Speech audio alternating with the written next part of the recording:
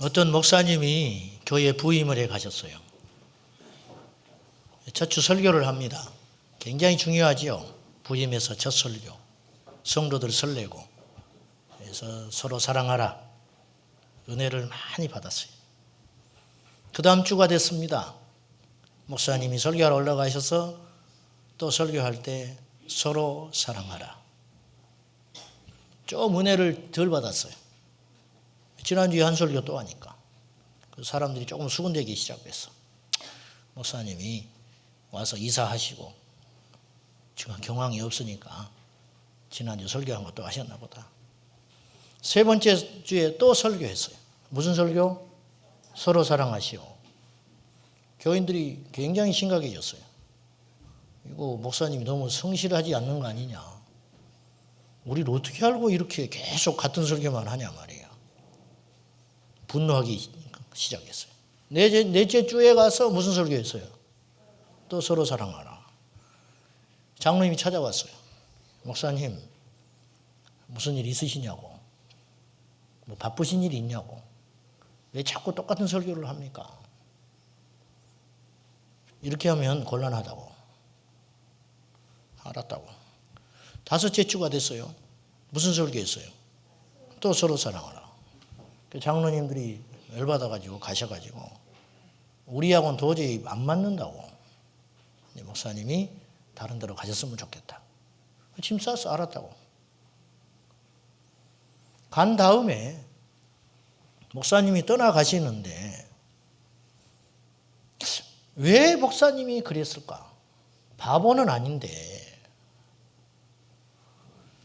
나중에 이유를 알게 됐어요. 목사님이 이렇게 말을 하셨어요. 나가시면서 서로 사랑하시오. 근데 이 말씀을 안 지키는 사람이 태반이더라는 거예요. 교인들이. 그래서 두 번째 가서 또 그거 설교할 수밖에 없었다. 두 번째 설교하니까 좀 낫더라는 거예요. 세 번째, 네 번째. 그런데도 여전히 서로 사랑하지 않는 성도들이 있으니까 자기는 그거를 설교할 수밖에 없었다. 교인들이 뒤늦게 깨달았어요. 이렇게 훌륭한 목사님이 없어요. 다시 모시고 갔대요. 다시. 제가 오늘 똑같은 이야기 하려고 합니다. 우리 교회는 제자광성교회입니다. 제자가 되십시오. 제자가.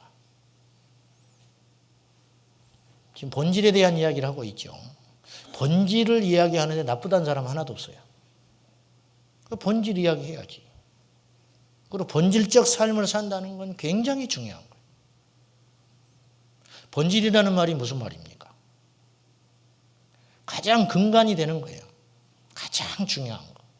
다른 거 다 안 해도 그것만 해야 되는 거예요. 신앙의 본질이라는 게 뭐냐? 짐 콜린스라는 미국의 경제학자가 이런 책을 썼어요. 원래 이제 원 책 제목은 좋은 기업을 넘어 위대한 기업으로. 근데 우리나라에 번역하면서 성공하는 기업의 7가지의 특징. 그래가지고 전 세계 유명한 기업들 있잖아요. 코카콜라, IBM, MS 이런 내노라는 기업들을 리서치를 쫙 하니까 특징들이 나왔다는 특징. 그냥 그렇게 된 게 아니다. 공통점들이 있다. 그걸 이제 책으로 썼어요. 그 서문에서 짐 콜린스라는 학자가 이런 말을 했어요. 위대한 일을 방해하는 건 나쁜 일이 아니다. 위대한 일을 방해하고 있는 건 뭐냐? 좋은 일이다. 그랬어. 좋은 일 하다가 위대한 일을 못 한다는 거예요. 오늘 교회를 보세요. 좋은 일을 많이 합니다. 그런데 위대하진 않아요. 사람들을 보면 좋은 사람이 있어요. 적이 없는 사람이 있어. 나는 그런 사람이 너무 부러워요. 어떻게 하면 어떤 성품을 갖고 있길래 적이 없을까? 적이 없어. 그 사람은 다 좋다고 그래. 이래봬도 나도 그런 평가를 받았었어요. 한때. 이제 풍직에 개척하고 이렇게 오다 보니까 적도 많이 생겼지. 저도 원래 그런 사람이었어. 그런데 가만히 생각해 보니까 좋다는 것은 무슨 뜻이냐면 타협을 잘한다는 뜻이야. 타협을 잘해요. 위대한 사람은 진리 앞에 타협하지 않아요. 예수님은 적이 굉장히 많았어요. 오죽하면 죽었겠어요? 미움받아서 죽은 거예요. 왜? 주님은 후퇴하지 않았어요. 양보하지 않았다는 거예요. 진리 앞에. 이 제자의 삶이에요. 자, 오늘 말씀 볼까요? 26절부터 봅시다. 물은 내게 오는 자가 자기 부모와 처자와 형제와 자매와 더욱이 자기 목숨까지 미워하지 아니하면 능히 내 제자가 되지 못하고 누구든지 자기 십자가를 지고 나를 따르지 않는 자도 능히 내 제자가 되지 못하리라. 여기서 반복되는 말이 제자라는 말이에요. 누가 제자냐? 국어사전에 보니까 제자는 지식이나 덕을 갖춘 사람으로부터 가르침을 받는 사람, 그렇게 정의를 내렸더라고요. 누군가에게 가르침 받는 사람이 제자. 그런데 성경적 제자, 예수님이 원하는 제자란 예수님의 가르침을 그대로 사는 사람을 제자라고 하는 거예요. 더 쉽게 말하면 예수님처럼 사는 사람, 그 사람이 제자예요. 굉장히 어려운 거예요, 사실은. 그렇게 살려면 어떻게 해야 되냐? 부모도 자식도 가정도 심지어는 네 목숨도 다 미워할 수 있어야 한다. 어느 때는 반드시 그런 날이 온다는 거예요. 그걸 할 수 있어야 위대한 사람이 된다는 거예요. 그걸 못하면 좋은 사람이에요. 좋은 사람. 그걸 못하면 교인은 될 수 있어요. 교인. 성경에요. 놀랍게도 교인이라는 말이 한 번밖에 안 나와요. 마태복음 23장에. 교인은 한 번밖에 안 나와. 그것도 교인이 되라 그렇게 말하신 게 아니고 바리새인들한테 욕하면서 주님이 교인에 대한 이야기를 한 번 해요. 주님이 우리를 부르실 때는 절대로 교인으로 부르지 않았다는 걸 기억하셔야 됩니다. 오늘 이 말씀 우리가 들을 때 두 가지 생각이 들어요. 하나는 참 부담스럽네. 또 하나는 무슨 말인지 전혀 들어오지 않아. 왜? 굳세어라 금수나. 나는 아무리 성경에 이렇게 써있다 할지라도 나는 이렇게 살 생각이 없는 거예요. 그러니까 부담이 안 돼. 부담 안 되죠? 아멘. 부담 안 되신 분 계시죠? 성경은 이렇게 써있으라 나는 나의 길을 가겠다. 우리는 이렇게 살지 않기로 결심한 사람이기 때문에 부담이 안 되는 거예요. 근데 부담이 느껴지는 사람이 있을 거예요. 저는 그 사람을 위해서 오늘 설교합니다. 부담이 느껴지는 사람. 싸움이 일어나는 사람. 마음속에. 괜히 왔네 오늘. 이놈의 교회는 어쩌다 한 번 오면 이런 소리 하더라. 저 목사는. 그런 사람을 위해서 오늘 제가 설교합니다.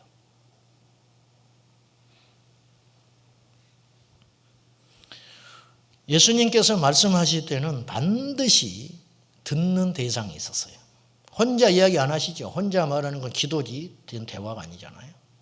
예수님이 이 말씀을 하실 때 이 말씀을 듣는 사람들이 어떤 사람이었는가를 먼저 살펴봅시다. 25절 수많은 무리가 함께 갈새 예수께서 돌이키사 이르시되 예수님이 가니까 막 따라왔어요. 뭘 바라고 왔겠지요. 병이 나을까? 출세할까? 또 진짜 주님 사랑해서 온 사람도 있을 수 있어요. 근데 이렇게 가시다가 갑자기 돌이키시더니 주님이 느닷없이 이런 말씀 하시는 거예요. 내게 오는 자는 네 부모, 자식, 형제, 네 목숨까지도 미워할 수 있어야 한다. 그리고 자기 십자가를 지고 따라와야 된다. 그러고도 올 수 있냐? 이 말이에요. 놀라지 마세요. 이 말씀은요. 제자들에게만 하는 말씀이 아니에요. 자기를 따르는 무리들에게 하는 말씀이에요. 청중들에게. 오늘로 말하면 총동원 주의됐어요. 전부 한 명씩 전도해 오세요. 이름 써내고 협박하고 강권하여 내 집을 채우라. 사실 그 말씀이 아닌데 그 뜻은 막 써붙여놓고 막 망신 주고 작정하게 하고 기도하고 막 해가지고 으쌰으쌰 해가지고 총동원 주의를 했어요. 한 500명이 왔어 우리 교회가. 생각만 해도 신나는 일이지. 가지고 그날 예배는 4번, 5번 드려야 돼. 장소가 좁으니까. 근데 그 다음 주에 다시 200명 돼버렸어요. 근데 그렇게 잔뜩 초청해놓고 음식 만들어놓고 선물 막 이렇게 해놓고 사실 그렇게 하기가 쉽지는 않죠. 이 시대에. 근데 내가 또 올라가서 이렇게 설교하는 거야. 예수님 믿으면 행복합니다. 예수님을 믿으면 자식이 바른 가치관으로 잘 성장할 수 있습니다. 요즘 시대가 얼마나 어렵고 가정이 깨지는 시대입니까? 주님만이 답입니다. 그럼 은혜가 확 돼요. 근데 내가 올라가서 기껏 한다는 소리가 여러분 우리 교회에 오셔서 예수를 믿고 교인이 되려면 다 버려야 됩니다. 그럴 사람만 교회를 다니십시오. 그러면 막 데리고 온 사람이 확 절망하는 거예요. 저 인간은 또 저 소리 하네. 그런 설교를 듣고 처음 교회에 온 사람이 어떻게 그 교회에 살아남을 수가 있겠어요. 그런데 주님은 그렇게 말하셨어요. 많은 무리들에게 주님 말씀하시기를 너희가 나 따라오려거든 다 버려. 그럴 자신 없으면 마라. 그 말이에요. 그래서 요한복음 6장에 예수님께서 그렇게 자꾸 설교를 하니까 사람들이 많이 떠나가고 그랬어요. 다 떠나가 버렸어요. 몇 명 남았어요? 12명만 딱 남았어요. 너희도 갈래? 물어보니까 나서기 좋아한 베드로가 영생의 말씀이 계시니 우리가 어디로 갑니까? 그렇게 이야기했어요. 뭘 아는 거예요, 베드로가. 왜 우리가 제자가 돼야 됩니까? 다시 한번 여러분에게 도전합니다. 교인 되지 마십시오.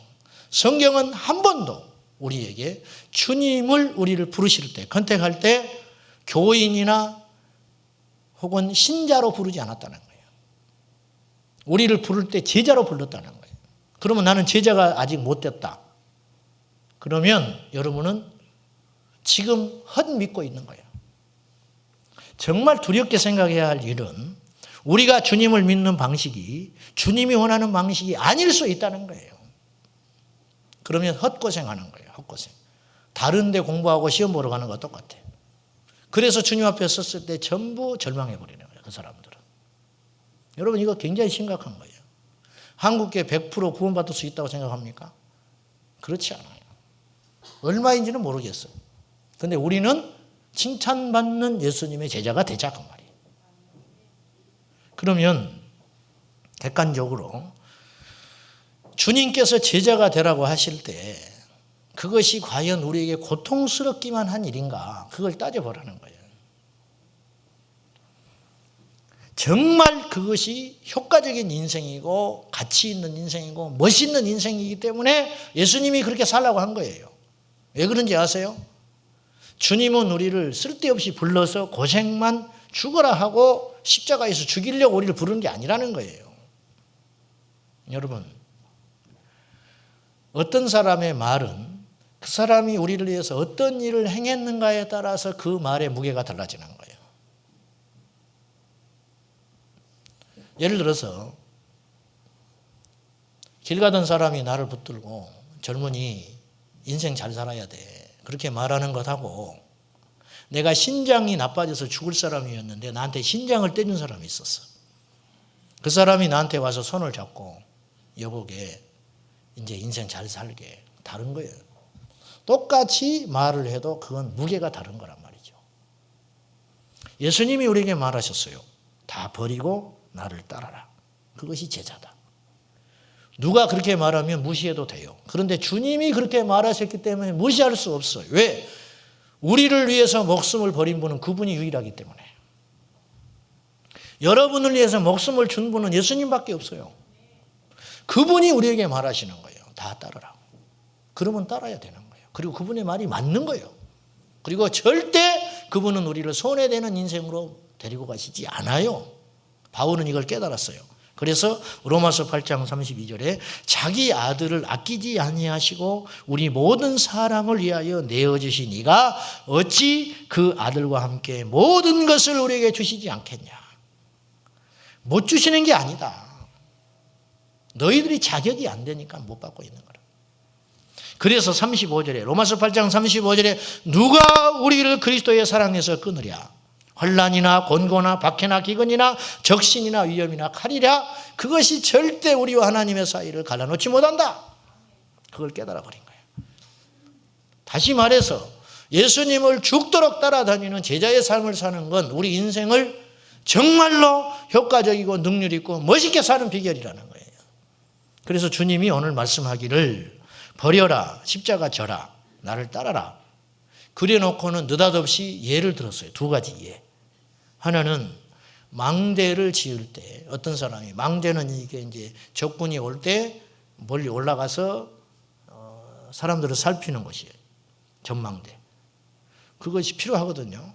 근데 돈이 굉장히 들어요. 높이 올려야 되니까. 이걸 만들어야 되는데 계산을 해보지 않겠냐? 나한테 돈이 있는 것으로 이걸 지을 수 있는가? 근데 턱없이 부족해. 그러면 공사해야 돼요, 말아야 돼요? 하지 말라는 거예요. 안 하는 게 똑똑하다는 거예요. 두 번째 예를 들었어요. 임금이 전쟁을 하러 가는데 내게 있는 군사는 10,000명이고 적군은 20,000명이다. 그래도 이길 수 있다면 가야 돼요. 훈련이 잘 되니까. 근데 이거는 싸워서 100번 이길 수 없는 싸움이다. 그럼 어떻게 하냐? 빨리 사신 보내가지고 화친을 맺어라. 굴욕적이지만 내키지 않지만 그렇게 해서라도 사람들을 죽이지 않고 너도 사는 것이 낫다. 괜히 덤벼들다가 죽으면 큰일 나. 그것이 똑똑하고 지혜로운 거라는 거예요. 왜 예수님이 도대체 제자가 되라, 다 버리고 제자가 되라 그래놓고 이 말씀을 갖다 붙였을까? 이해되죠? 왜 이렇게 하셨는지. 너희들이 재산과 가족과 너의 미래와 네 목숨까지 내려놓고 나를 따라오는 것이 지혜로운 것이다. 계산해 보라는 거예요, 예수님은. 한번 계산해 보십시오, 오늘 또 여러분들이. 내가 예수님을 내 인생의 전부를 걸고 믿는 것이 남는 장사인가? 아니면 그렇게 했다가는 홀딱 다 뺏겨버리고 지질이 궁상 떨고 고생만 하다가 안 될 것 같다. 그러면 하지 마세요. 그런데 그렇게 따르는 것이 낫다고 여겨지면 그렇게 기꺼이 따르라는 거예요. 예수님의 제자들이 이 말씀을 듣고 결심을 한 거죠. 따르기로 결정한 거예요. 따르기로. 자기들 눈앞에 어떤 일이 펼쳐질지를 알고도 따른 거예요. 여러분, 이것이 지혜라는 거예요. 마귀는 사기꾼입니다. 마귀는 거짓말의 원조예요, 원조. 그래서 요한복음 8장 44절에 너희 아비 마귀는 거짓의 아비다 그랬어. 거짓의 아비라는 말은 거짓의 전문가. 원래 인류에는 거짓말이 없었어요. 그런데 마귀가 거짓말을 갖고 들어왔어요. 에덴 동산에서. 그래서 하나님을 배신하게 만들어버렸어요. 이게 거짓말의 원조예요. 어떤 사기꾼이 우리 인생을 계속 노략질한다는 거예요. 마귀가. 시시하게 살게 만들어요. 자꾸만. 미국에 이 예와 여러분 많이 들어서 아실 거예요. 어떤 소년이 길을 가다가 $5 지폐를 주었어요. 어릴 때. 야, 재밌거든요. 얼마나 큰 돈이 옛날에. $5를 주었다.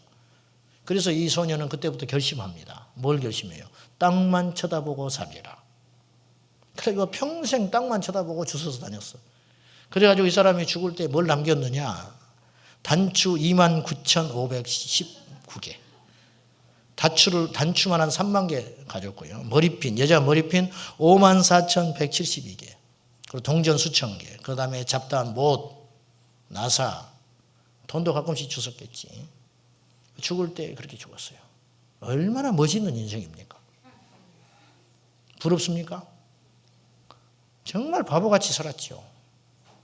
창공을 열어서 눈을 보고 호연지기를 가지고 인생을 멋있게 경영해야 되는데 땅만 쳐다보고 남이 흘려놓은 것만 주스러 다녔어. 똥개는 흥흥거리고 먹을 것만 찾으러 다니는 거예요. 똥개하고 똑같은 인생을 산 거예요. 그런데 이 사람을 욕할 게 없는 것이 우리도 꼭 그렇게 산다는 거죠. 골로새서의 주님은 우리에게 말씀하셨어요. 너희가 구원을 받아서 하나님의 자녀가 됐다면 이제부터는 땅의 것을 생각하지 말고 위의 것을 찾으라. 위의 것 찾으라는 거예요. 위의 것. 위의 것 찾으라는 게 뭐예요? 고층 아파트에 살라는 말이에요? 그게 아니죠.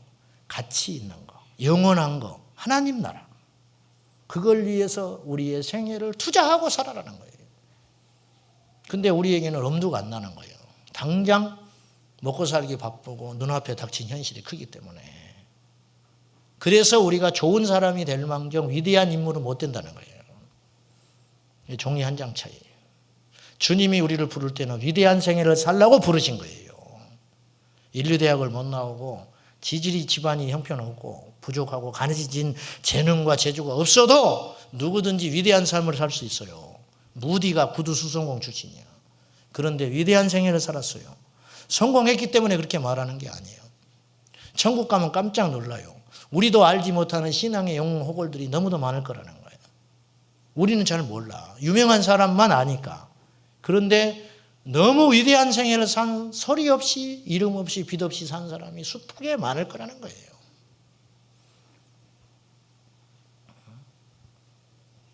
자, 여러분 제자입니까? 예수님의 제자예요? 되고 싶으세요? 이제부터 제자 되면 돼. 예? 이제부터. 근데 오늘 설교를 끝났는데도 제자가 안 됐다. 그럼 다음 주에 한 번 더. 이제 설교가 해결돼버려. 연말까지 계속 제자입니까? 제자입니까? 제자입니까? 보세요. 어떤 교회에서 정동원 주의를 했어. 전도해오라고 하지요. 근데 이 사람은 전도할 사람이 없는 거예요. 왜? 너무 믿음이 좋아가지고 교회, 집, 직장밖에 몰라. 그 직장에 가서 이제 전도할 사람 하나 데려와야 할 거 아니에요. 이제 도저히 내 체면상 한 사람 데려와야 돼. 그래서 가만히 이렇게 네이다망을 가지고 관찰을 해보니까 얼굴 볼 때 그래도 믿을 만한 사람은 하나 발견했어. 저 인간은 거절은 안 할 것 같아. 교회 가자고 하면. 그래서 이번 주에 교회 갑시다. 내가 사실은 예수 믿는 사람이었는데 근데 그 직장을 10년 다녔어. 예수 믿는 사람인데 우리 교회 갑시다. 우리 교회 너무 좋습니다. 그러니까 그 양반이 자기를 보더니 이렇게 이야기를 했어요. 웃으면서. 제가 그 교회 다니는 사람입니다. 저도 당신을 보고 교회 가자고 하려고 그랬는데 당신이 먼저 선서를 쳤군요. 둘이 막 웃었어. 기가 막힌 일이죠. 한 교회를 10년 다녔어. 교회가 크니까 몰랐던 거지. 한 직장을 10년 같이 다녔어. 근데 서로 몰라. 한참 웃었어. 웃다가 웃을 일이 아니야, 이거는. 두 사람이 생각해도 이건 웃을 일이 아니야. 이건 통곡할 일이야. 무슨 말이냐면 10년을 그 직장을 다니는데 내 입에서 예수라는 말도 안 해보고 산 거야. 둘 다. 둘이 얼굴이 싸늘해져 버렸다는 거예요. 누구의 이야기입니까? 저의 이야기. 여러분의 이야기. 제자입니까, 여러분? 어떤 목사님한테 전화 한 통이 왔어요. 목사님. 근데 이분은 독실한 크리스찬처럼 보였어요. 자기 딸이 하나 있는데 사익감을 데려왔는데 교회를 안 다닌답니다. 아무리 설득해도 결혼하겠다고 우기는데 아시다시피 우리 집이 어떤 집안입니까? 예수 안 믿는 집안에 개도 안 들어오는 집안인데 우리 집은. 떡하니 예수 안 믿는 것을 데려와가지고 결혼하겠다고 하니까 내가 도저히 열딱지가 나서 못 살겠다. 근데 딸이 고집이 세서 말을 안 듣습니다. 목사님 한번 만나 주십시오. 가지고 청년을 만나기로 했어요. 가지고 이제 만나서 밥을 사면서 같이 이야기를 하다가 근데 하나님의 은혜로 복음을 전했을 때 진지하게 받아들였어요. 이 청년이. 가지고 예수님을 영접했어. 교회를 나왔네. 가지고 한 7, 8개월 교제를 하다가 결혼을 했어요. 결혼을 하고 이제 알콩달콩 행복하게 사는 거죠. 오리교리 지냈을 때, 그러니까 이 청년을 만난 지 1년 반쯤 됐죠. 이 청년으로부터 연락이 왔어요. 목사님, 상담할 일이 있습니다. 만나서 이야기를 들어보니까 이 청년이 고민이 생겼어요. 무슨 고민이냐. 자기 장인하고 그렇게 부딪히기 시작한다는 거예요. 뭘 부딪히냐. 11조를 하려고 그러면 장인이 이렇게 이야기한다는 거예요. 야, 집은 언제 살라고 11조 하냐. 주일날 직장을 안 나가면 가서 돈 벌으라고 한다는 거예요. 맨날 너는 교회만 주야장창 다녀서 더 하려고 그러냐고 그러더라고요. 누가? 내 사전에 예수 안 믿는 것은 우리 집에 들어올 수 없다. 외쳤던 그 장인이 그렇게 이야기한다는 거예요. 자기가 아무리 성경을 보고 말씀을 들어도 그렇게 믿으라고 한 적이 없는데 우리 장인은 나의 믿음을 자꾸만 태클을 건다는 거예요. 누가 제자입니까? 누가 제자?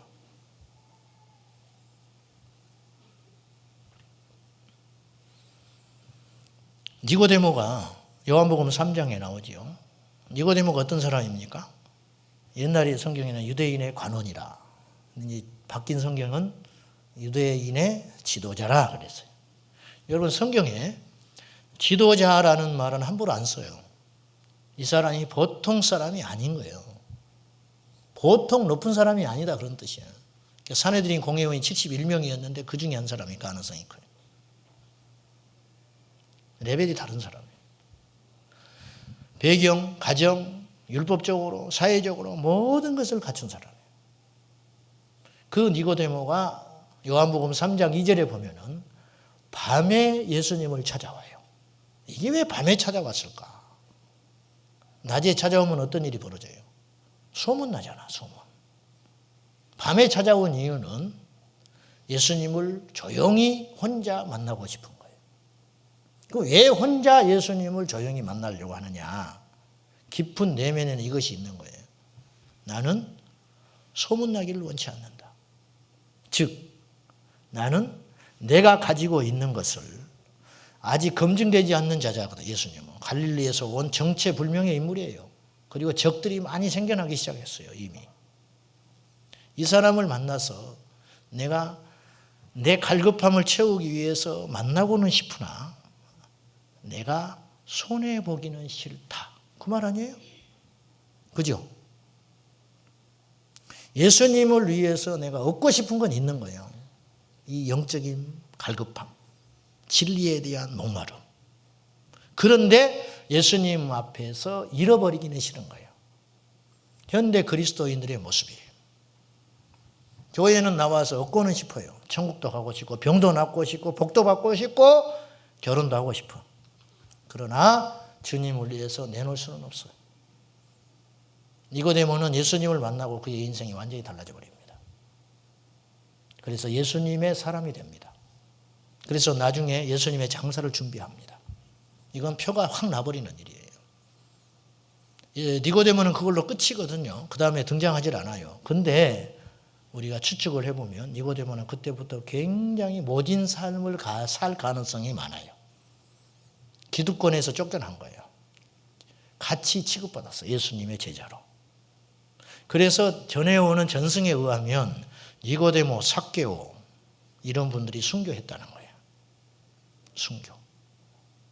또 어디 가서 주무시고 계시다가 우리 목사님이 그러는데 니고데모와 고넬로 다 삭개오 순교했대. 성경이 어디 있어? 있어. 어쨌든 목사님이 그렇게 말했어.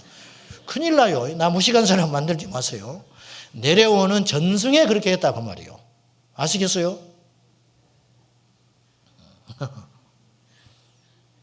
오늘날 그런 사람 많아요. 복은 받기를 원하는데 부담을 갖기는 싫다. 제가 분명히 말씀드립니다. 절대 예수님의 제자 못 됩니다. 우리가 이런 찬양하지요. 나 무엇과도 주님을 바꾸지 않으리. 그럴 수 있어요? 그럴 수 있으세요? 나 무엇과도 주님을 바꾸지 않겠다. 아주 목에 막 핏대가 생길 때가 핏줄이 튀어나올 때까지 찬송한다고. 목이 쉬울 때까지. 나 무엇과도 주님 바꾸지 않네. 울어. 제가 그분에게 말하고 싶어요. 개를 팔 수 있습니까? 못 팔아. 그건 못 팔아. 근데 뭘 주님하고 바꾸겠다는 거예요. 개도 못 팔면서. 근데 자식을 내놓는다고? 재산을 내려놓는다고? 말도 안 되는 소리예요. 나 무엇과도 주님을 바꾸지 않으리. 확신이 생길 때까지 그 찬양하면 안 돼. 어느 교회에서 이 찬양 했대요. 주 예수보다 귀한 것은 없네. 그런가요? 주 예수님보다 귀한 것은 없나요? 우리가 이 찬양 엄청 하거든요. 98장. 근데 어떤 목사님이 도전을 줬대요. 이 찬양을 부를 수 있는 사람만 불러라. 아무도 못 불러버렸어. 부를 수가 없는 거예요. 왜? 주 예수보다 귀한 것이 너무 많아. 너무 많아. 부를 수 있는 사람이 없어.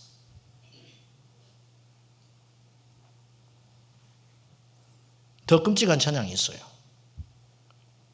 주님 내가 여기 있사오니 나를 보내소서. 그러다 재수없이 북한에 보내버리면 어떡해.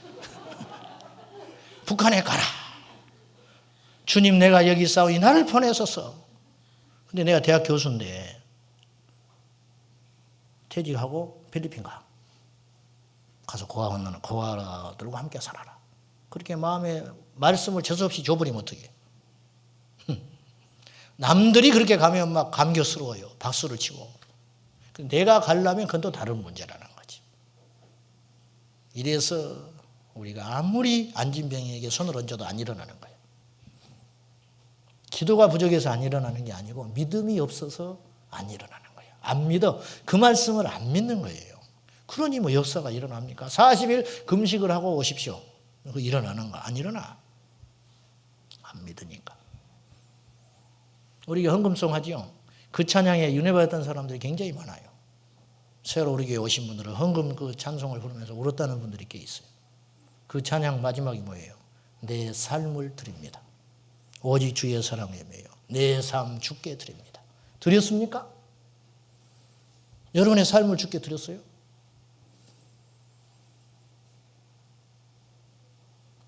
교회 회비는 왜 이렇게 비싼지 몰라. 그죠? 여전도의 회비. 너무 비싸. 5,000원. 근데 애를 학원에 보낼 때 50만 원은 하나도 안 비싸. 그래서 제자가 못 되는 거예요. 그래서 여러분이 하나님 앞에 제자가 되려면 간단합니다. 시간을 들이십시오. 그리고 돈을 들이셔야 돼요. 그리고 여러분의 남은 여생을 드려야 됩니다. 시간과 물질을 하나님께 드리면 제자 되는 거예요. 여러분, 그 이야기 아니에요? 다 네가 가지고 있는 걸 다 나를 위해 내려놓을 수 있냐? 그리고 십자가를 져라. 십자가는 이렇게 화려한 게 아니라니까. 그 당시 십자가는 사형틀, 죽는 거예요, 죽는 거. 결국 죽으라는 거예요, 죽으라. 다시 한번 반복해서 말씀드립니다. 그것이 손해보는 일일까요? 아니다. 결코 아니다. 그것이 믿어지지 않으면 하지 마라. 그래서 35절의 마지막에 주님 말씀하셨어요. 들을 귀가 있는 자는 들을지어다. 들을 귀가 있는 자는 들을지어다. 제 아는 권사님이 있는데 손주가 되게 공부를 안 해. 그리고 아들 되는 집사님이 그 아들을 불러다가 중학교 때 불러다 이렇게 말했대. 걔를 데리고 진짜로 그 뻥튀기 그 기계 파는 데를 데리고 갔어요. 그 중고 파는 부속품에 가가지고 하루는 불러가지고 야, 내가 너를 볼 때 도저히 고등학교를 못 간다. 그러니까 너한테 뻥튀기 기계를 하나 사주겠다. 그러니까 일찍 30살이 돼서 그거 하는 것보다 일찍이 이 기술을 배워서 뻥튀기를 만들어서 이 일을 해라. 그래야 네가 살 수 있겠다. 그리고는 뻥튀기 기계를 파는 데를 가가지고 보여줬어요. 그랬더니 얘가 그날 저녁에 오더니 이렇게 이야기했어. 아빠, 그래도 고등학교는 가야겠습니다. 그러더니 눈동자가 바뀌어버렸어. 그때부터 공부를 하기 시작했어요. 그래서 걔가 경희대 한의학과 갔어요. 그거에 갔다는 게 나는 칭찬하는 일이 아니에요.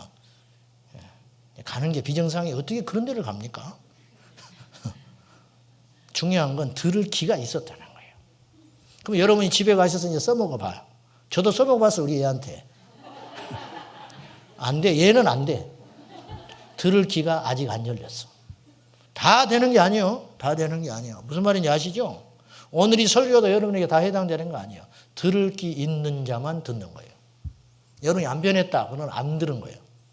아, 난 이 시시한 인생을 살지 않기로 결심한다. 들은 거예요. 들을 기 있는 자는 들으라. 이게 사실이요. 굉장히 주님이 불쾌한 소리예요. 듣는 사람 입장에서는. 들을 기 있는 사람한테만 내가 한다는 거예요. 귀 있는 자는 들으라. 그 말씀 자주 하셨죠? 주님은 이미 구분한 사람이 있었다는 거예요. 들을 귀를 가지십시오. 복이 뭐냐? 잘 되는 게 복이 아니고 예수님이 복이다. 꿈이 뭐냐? 대통령이 되는 것도 꿈이 아니에요. 우리의 꿈은 하나님 나라를 우리를 통해서 실현하는 게 꿈이어야 된다는 거예요. 근데 이걸 모르는 거예요. 가치를. 예수님은 굉장히 극단적인 분이에요. 따르든지 말든지 죽든지 살든지 둘 중에 하나. 중간지대 없어요. 연옥 없습니다. 천국과 지옥. 연옥 없어. 제자가 되든지 믿지 말든지 저는 좋은 그리스도인이 되겠습니다. No. 그런 사람은 하나님 나라에 합당하지 않다. 쟁기를 잡고 뒤를 돌아보는 자는 합당하지 않다 그랬어요. 주님이. 이것도 취하고 주님도 따르겠습니다. 합당하지 않다. 주님이 딱 그어버렸어요. 모세 이야기를 하고 마치겠습니다. 성경을 제가 이야기식으로 좀 풀어서 해보겠습니다. 모세가 100살 되던 해, 출애굽한 지 20년 되던 해에 무리바에서 사건이 일어났습니다. 이스라엘 백성들이 먹을 물이 없다는 거예요. 근데 이 짓을 20년 동안 하는 거예요. 계속 물이 없다고 그래. 물이 없을 때마다 하나님이 줬거든요. 목 말라서 죽은 사람이 한 명도 없었어요. 그런데 또 그날 불평을 하는 거예요. 모세가 뒤집어져 버렸어요. 이건 인간들이 아니에요. 보세요. 20년 동안 불평을 하는 거예요. 견디겠어요, 여러분이라면? 그리고 또다시 애굽을 그리워하는 거예요. 20년 동안 이제 그만할 때도 됐잖아. 주님이 만나줬잖아, 아침에도. 물만 없는 거예요, 물만. 그것도 기다리고 있으면 주셔, 하나님이. 지금까지 줬어, 그렇게. 근데 그날 또 못 참는다고 확 일어나 버리는 거예요. 모세한테 해대는 거예요. 모세가 열받아가지고 하나님 앞에 기도하니까 하나님께서 방법을 줬어요. 반석에게 명해라. 그러니까 반석을 가가지고 모세가 지금 제정신이 아니죠. 열받아가지고 반석을 지팡이로 2번 쳐버렸어. 실컷 먹어라. 배 터지게 먹어버려라. 팡 쳐버렸어. 주님은 어떻게 하라고 그랬어요? 명해라. 말로 하라고 그랬는데 모세가 열받아가지고 방망이로 쳐버렸어. 지팡이로.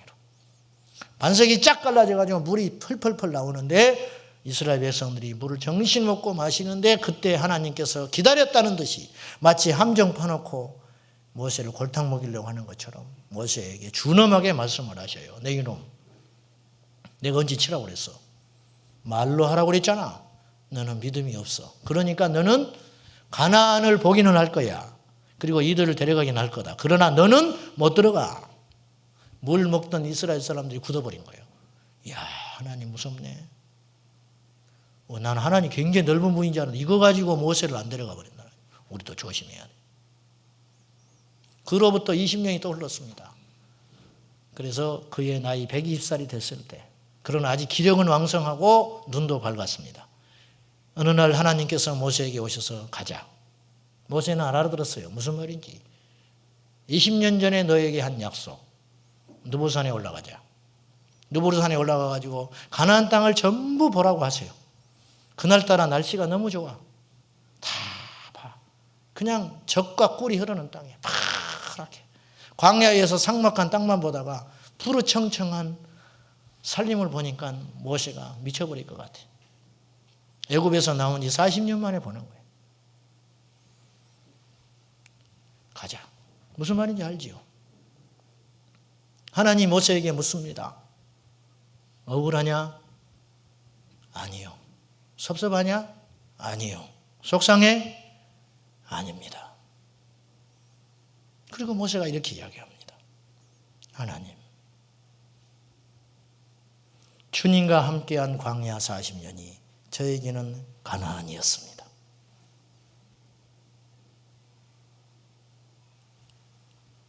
여러분, 예수님과 함께하는 고난의 시간이 저주의 시간이 아니고 축복의 시간이다.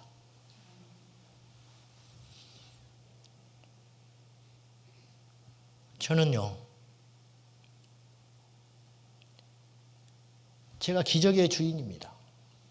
능력이 있어서 그런 게 아니라 제가 목사가 됐잖아. 시골에서 하나도 저를 위해 기도해 준 사람이 없었어요. 부모의 영적 지원을 하나도 못 받았어요. 형제들은 아무도 안 믿었어요. 그런데 하나님이 나를 뭘 보시고 목사로 뽑았어요. 탁 뽑아가지고 목사를 시켰어. 그것도 개척교회 목사를 줬어요. 이건 보통이 아니에요. 아무에게나 안 맡겨요. 아무에게나. 얼마나 하나님이 나를 귀하게 보셨으면 목사로 부르고 개척교회 목사로 부르고 또 여러분같이 깨어있는 사람들을 만나가지고 소신 있게 목회할 수 있도록 길을 열어주셨어요. 여러분의 자식이 주의 일을 가겠다고 하면 박수 쳐서 보내십시오. 그거보다 귀한 일은 없어요. 목사만이 주의 일은 아니야. 우리의 생애를 하나님께 바쳐서 십자가의 길을 갈 수 있다면 그것이 가나안 축복의 땅이라는 거예요.